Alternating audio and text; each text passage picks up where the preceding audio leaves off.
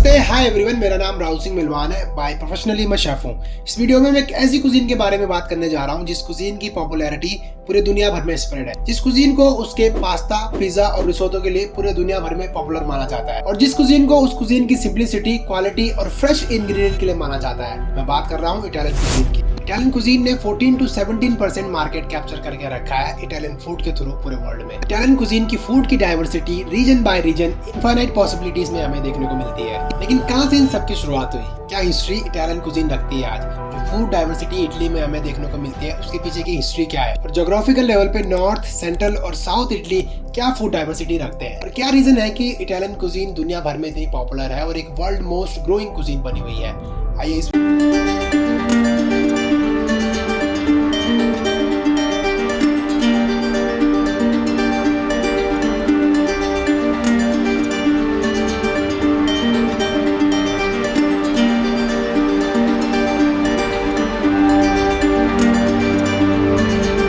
Constantly world के कुछ top popular cuisines में से पॉपुलर कुजीन रही है। एक ईगो सर्वे जो 2019 में करी गई थी 24 कंट्रीज के ऊपर, और इस सर्वे को 25,000 पीपल्स के ऊपर करा गया था। इस सर्वे की 84% एवरेज पॉपुलैरिटी ने बताया कि इटालियन कुजीन उनके लिए सबसे लाइकेबल कुजीन थी। इटालियन कुजीन सेलिब्रेट करी जाती है अपनी सिंपलिसिटी, क्वालिटी और फ्रेश इंग्रेडिएंट के लिए, जैसे टोमेटो, ऑलिव ऑयल, पेपरोंचिनो, चिली और कुछ फ्रेश हर्ब्स जैसे बेसिल और ऑरिगेनो। इसके अलावा इटालियन कुजीन की रीजनल डाइवर्सिटी एम्फसाइज देती है इटालियन कुजीन के कुछ आइकनिक डिशेस के ऊपर, जैसे पिज्जा, पास्ता, रिसोटो, चीज, मीट, फिश, आइसक्रीम, वाइन्स और वहाँ की सी फूड। इसके अलावा इटालियन कुजीन प्रायोरिटी देते हैं इटालियन कुजीन के ट्रेडिशनल फैमिली कल्चर और गैदरिंग को लेके। अब अगर हिस्ट्री के तौर पर देखें कि जो इटालियन कुजीन रीजनल डाइवर्सिटी आज रख रही है, उसकी शुरुआत यानी उसकी हिस्ट्री किस तरह से हुई थी, तो इसको काफी हद तक लिंक करा गया है एशियन रोम कल्चर से। 5th सेंचुरी में इटली में रोमन एम्पायर एग्जिस्ट करता था, और उस समय जो रोमन्स हुआ करते थे वो अपने ग्रेन्स, वेजिटेबल्स और मीट को फर्मेंटेटेड हनी और फिश सॉस के साथ कंज्यूम करा करते थे। उस समय रोमन्स फ्लैट ब्रेड को चीज और गार्लिक के साथ कंज्यूम करा करते थे। उसके बाद मिडिल एजेस का दौर आया और रोमन एम्पायर का फॉल डाउन होने लग गया इटली में। अब इटली रीजनल बेसिस पे फ्रेगमेंट होने लग गया, और रीजनल के बेसिस पे इटली एक यूनिक आइडेंटिटी क्रिएट करने लग गया फूड के बेसिस पे। 11th और 12th सेंचुरी में अरब का इन्फ्लुएंस इटली की ओर बढ़ता है, south Italy specially city Sicily से, और वो इंट्रोड्यूस करते हैं बेसिल और ऑरिगेनो जैसे हर्ब्स, जो इटालियन कुजीन का एक बहुत बड़ा पार्ट बन गए हैं। इसी मिडिल एजेस के दौरान यानी 11th और 12th सेंचुरी में अरब इन्फ्लुएंस इटली में इंट्रोड्यूस करता है शुगर, राइस और सिट्रस जैसी चीजें। पास्ता भी इटली में 12th और 13th सेंचुरी के दौरान सिसिली जैसी सिटी जो साउथ इटली में सिचुएटेड रीजन है, अरब द्वारा इंट्रोड्यूस करा गया था। और 13th-14th सेंचुरी तक आते आते बर्मासिली, लजान और माइक्रोनी जैसे पास्ता इटालियन कुजीन के एक स्टेपल इंग्रेडिएंट बनने लग गए। राइस का कल्टीवेशन भी इटली में अरब इन्फ्लुएंस द्वारा इंट्रोड्यूस करा गया था, जो बाद में जाके नॉर्थ इटली में शिफ्ट हुआ।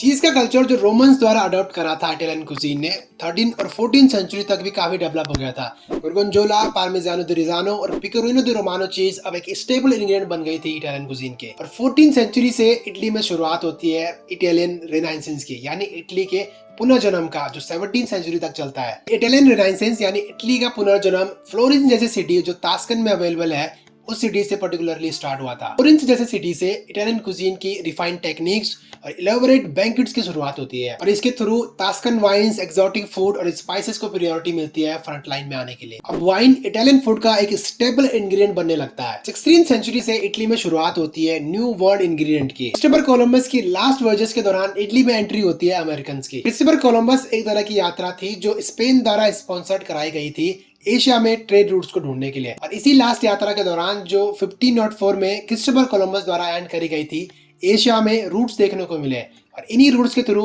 इटली में एंट्री होती है अमेरिकन की। अमेरिकन इंट्रोड्यूस करते हैं इटली में कॉर्न, पोटैटो और टोमेटोज जैसे इंग्रेडिएंट को, जो आगे जाके इटालियन कुजीन के स्पेशली टोमेटो एक स्टेपल इंग्रेडिएंट बन जाता है। इसी दौरान अरब द्वारा जो राइस कल्टीवेशन इंट्रोड्यूस करा गया था सिसिली में, वो अब नॉर्थ की जगह शिफ्ट होने लगता है। नॉर्थ इटली में स्पेशली लोम्बार्डी जैसे रीजन में अब राइस का कल्टीवेशन भारी मात्रा में होने लगता है। 17th सेंचुरी में फ्लैट ब्रेड का कल्चर इटली में आते आते जो रोमन्स ने एशियन ग्रीक से अडॉप्ट करा था, अब एक स्टेपल इंग्रेडिएंट बनने लगता है, क्योंकि अमेरिकन द्वारा 16th सेंचुरी में इटली में टोमेटो इंट्रोड्यूस करा गया था, जो बाद में जाके फ्लैट ब्रेड के साथ एक बड़ा कॉम्बिनेशन बना, और इस तरह से धीरे धीरे पिज्जा का इन्वेंशन होने लग गया। 17th सेंचुरी तक पिज्जा की पॉपुलैरिटी इटली में इतनी नहीं थी, लेकिन 1738 के बाद इटली में ऑफिशियल लेवल पे डॉक्यूमेंट में पिज्जा शब्द को यूज करा जाने लग गया, जिसकी शुरुआत नेपल्स जैसी सिटी साउथ इटली में सिचुएटेड कंपानिया जैसे रीजन से होती है। 1738 में पहली पिज़्ज़ेरिया शॉप ओपन होती है जिसका नाम एंटीका पिज़्ज़ेरिया पोर्तो एल्बा पड़ता है। ये फ्लैट ब्रेड का कल्चर 18वीं सेंचुरी तक पिज्जा में कन्वर्ट होकर धीरे धीरे पॉपुलैरिटी गेन करने लगता है। बाद में आगे जाकर 1889 में राफेलो एस्पोसितो शेफ द्वारा पिज्जा को एक स्पेशल आइडेंटिटी मिलती है। 1889 में राफेलो एस्पोसितो शेफ पित्रो इल पिज़्ज़ेरिया जैसी पिज़्ज़ेरिया को ओपन करते हैं, जो बाद में जाके पिज़्ज़ेरी ब्रांदी के नाम से भी जाना जाता है। और राफेलो एस्पोसितो शेफ को ऑनर मिलता है पिज्जा सर्व करने का इटली की क्वीन मार्गरिटा और किंग अम्बर्टो को। इटालियन क्वीन मार्गरिटा को इस विजिट के दौरान एक पिज्जा पसंद आता है जो राफेलो एस्पोसितो शेफ द्वारा सर्व करा गया था, जो बेसिल चीज और पोमोडोरो सॉस के साथ इटालियन फ्लैग के रिप्लेशन के तौर पे राफेलो एस्पोसितो शेफ द्वारा प्रेजेंट करा गया था। इसी विजिट के दौरान उस पिज्जा का नाम पड़ता है पिज्जा मार्गरिटा, और इसी पर्टिकुलर इंसिडेंट के कारण पिज्जा की पॉपुलैरिटी हाई स्केल पे गेन करने लगती है। राफेलो एस्पोसितो शेफ को मॉडर्न पिज्जा का यानी पिज्जा नेपोलिताना का इन्वेंटर माना जाता है, और इसी के दौरान मॉडर्न पिज्जा नेपोलिताना की शुरुआत होती है। दूसरी ओर 18वीं सेंचुरी तक तुर्चियो जैसी हैंड प्रेस पास्ता मशीन के इन्वेंशन के बाद इटली में पास्ता के वेरिएशंस देखने को मिलने लग गए। 19वीं सेंचुरी में स्टैंडर्डाइजेशन पीरियड की शुरुआत होती है इटली में, और चीज का प्रोडक्शन अब न्यूमरस पॉसिबिलिटीज को टच कर रहा था। चीजेस जैसे पार्मिजानो रिजियानो अपने मॉडर्न प्रोडक्शन स्टैंडर्ड और ग्लोबल रेपुटेशन के लिए रिकॉग्नाइज करी जाने लग गई। चीज जैसे ग्रानो पदानो, फोंटीना और गोर्गोंजोला का प्रोडक्शन नॉर्थ इटली में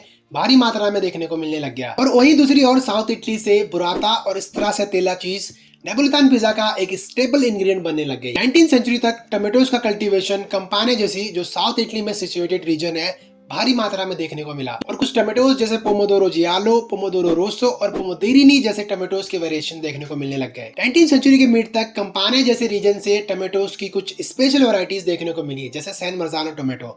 San Marzano tomato Napoletana pizza का एक स्टेपल इंग्रेडिएंट है जिसको किंग ऑफ द टोमेटो भी माना जाता है। टोमेटोज की ग्रोथ कंपाने जैसे रीजन में इसलिए ज्यादा देखने को मिली क्योंकि कंपानियन सोइल एक सूटेबल सोइल साबित हुई टोमेटोज की ग्रोथ के लिए। जो rice cultivation south Italy Sicily जैसे सिटी में अरब इन्फ्लुएंस द्वारा इंट्रोड्यूस करा गया था, वो अब नॉर्थ इटली में जाके पूरी तरह से स्प्रेड होने लग गया। और राइस का कल्टीवेशन नॉर्थ इटली में पेमोन्ते, लोम्बार्दी और वेनितो में भारी मात्रा में देखने को मिलने लग गया, और इस तरह से रिसोटो राइस की स्पेशल वैरायटी कार्नारोली और अल्बोरियो सामने देखने को मिले। 19वीं सेंचुरी तक इटली एक स्ट्रॉन्ग ट्रेडिशन ऑलरेडी एस्टैब्लिश कर चुका था वाइन कल्चर को लेके। फ्लोरेंस जैसी सिटी जो सेंट्रल इटली टास्कन में अवेलेबल है, जहां से वाइन का कल्चर स्टार्ट हुआ था, वहां से वाइन का कल्चर नॉर्थ इटली में शिफ्ट होने लग गया, जैसे पेमोन्ते, वेनितो, लोम्बार्दिया, ट्रेंतो अल्तो अदीजे और इमिलिया रोमानिया। और कुछ फेमस वाइन जैसे बर्नीलो, चांती और बरूलो पॉपुलैरिटी गेन करने लग गई। मीट की वैरायटीज भी 19वीं सेंचुरी तक काफी एस्टेब्लिश हो गई थी, और कुछ मीट की वैरायटीज जैसे मोर्तदेला, सलामी और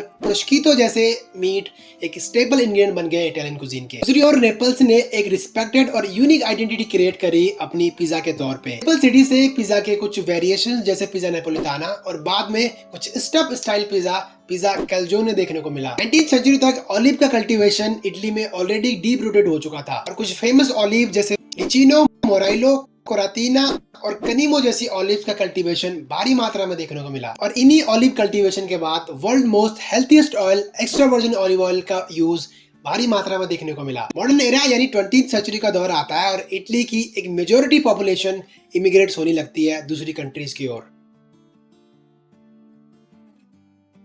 और यही मेजॉरिटी इटालियन पॉपुलेशन स्प्रेड करती है इटली के फूड कल्चर को दूसरी कंट्रीज की ओर। यही सारे इंसिडेंट और हिस्टोरिकल एवोल्यूशन इटालियन कुजीन की रूट्स को मजबूत करते हैं, और आज इस मॉडर्न एरा में इन्हीं सभी इंसिडेंट के कारण Italian cuisine one of the renowned cuisine मानी जाती है विश्व भर में। और आज इटालियन कुजीन अपने फ्रेश इंग्रेडिएंट, रिच कल्चर और क्वालिटी इंग्रेडिएंट के लिए वर्ल्ड के लेवल पे कलिनरी पावर हाउस की तरह कंसीडर करी जाती है। इटालियन कुजीन अपने डिलीशियस फ्लेवर के लिए पूरे दुनिया भर में फेमस है। होम किचन से लेके फाइन डाइनिंग रेस्टोरेंट और मिशेलिन स्टार रेस्टोरेंट्स तक इटालियन कुजीन का एक बहुत बड़ा इन्फ्लुएंस देखने को मिला है। उम्मीद करता हूँ कि हॉस्पिटैलिटी इंडस्ट्री से जो भी लोग इस वीडियो को देख रहे होंगे, उनकी अंडरस्टैंडिंग इटालियन कुजीन के बारे में काफी हद तक क्लियर हो पाई होगी।